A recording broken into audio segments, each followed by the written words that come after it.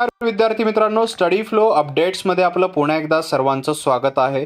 तर मित्रांनो, महाराष्ट्र शासनाच्या भूमी अभिलेख विभागाने गट क संवर्गातील भूकरमापक पदांच्या भरतीसाठीची निवड यादी आणि प्रतीक्षा यादी अधिकृतपणे प्रसिद्ध केली आहे.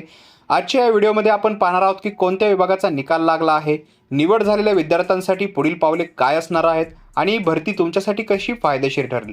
मित्रांनो, चॅनलवर नवीन आला असाल तर सबस्क्राईब करा, ऑल नोटिफिकेशनवर क्लिक करा. तसेच PDF मिळवायचे असतील किंवा ऑफिशियल डॉक्युमेंट्स मिळवायचे असतील व्हॉट्सॲप आणि टेलिग्राम ग्रुप जॉईन करायला विसरू नका, किंवा डिस्क्रिप्शनमध्ये आर्टिकल लिंक दिलेले आहे, त्यामध्ये सुद्धा याची माहिती किंवा याचे PDF लिंक्स देण्यात आलेले आहेत.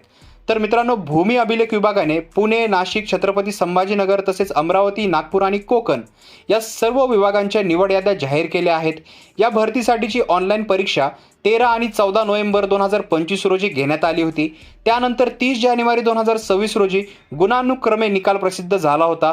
आता कागदपत्र पडताळणीनंतर अंतिम निवड यादी जाहीर करण्यात आली आहे.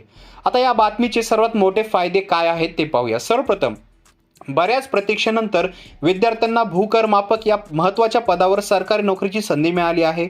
ही भरती प्रक्रिया सामाजिक आणि समांतर आरक्षणाचे सर्व नियम पाळून पूर्ण करण्यात आले, म्हणून पारदर्शकता आहे.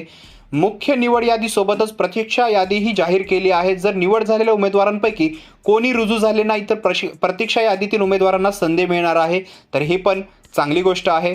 तसेच आता पुढे काय करायचे आहे, तर निवड यादीत नाव असणे म्हणजे अंतिम नियुक्ती नाही. उमेदवारांनी कागदपत्रे, प्रमाणपत्रे यांची पुन्हा सखोल पडताळणी जी आहे ती केली जाणार आहे. तसेच नियुक्तीपूर्वी वैद्यकीय तपासणी आणि पोलीस चारित्र्य पडताळणी म्हणजे कॅरेक्टर व्हेरिफिकेशन अहवाल सादर करणे बंधनकारक असतो. तसेच तुमच्या विभागाची सविस्तर यादी पाहण्यासाठी जे आहे भूमी अभिलेख विभागाच्या अधिकृत वेबसाईटला तुम्ही व्हिजिट करू शकता, किंवा डिस्क्रिप्शनमध्ये जी लिंक दिली आहे तिथूनद्वारे PDF तुम्ही जे आहे ॲक्सेस करू शकता आणि तुमचे नावे पाहू शकता. तर मित्रांनो, निवड झालेल्या सर्व विद्यार्थ्यांचे मनापासून अभिनंदन, आणि ज्यांचे नाव यावेळी आले नाहीत त्यांनी खचून न जाता पुढच्या परीक्षेची तयारी जोमाने सुरू ठेवा. कारण RTIच्या माहितीनुसार आपण मागे सुद्धा व्हिडिओ बनवला होता आणि तो आपल्या चॅनलवरती आहे, किंवा आर्टिकल तुम्ही रीड करू शकता. खूप मोठी भरती जी आहे भूमी अभिलेख विभागामध्ये ती आपल्याला पाहायला भेटणार आहे, त्याच्यामुळे तुमची तयारी बंद करू नका.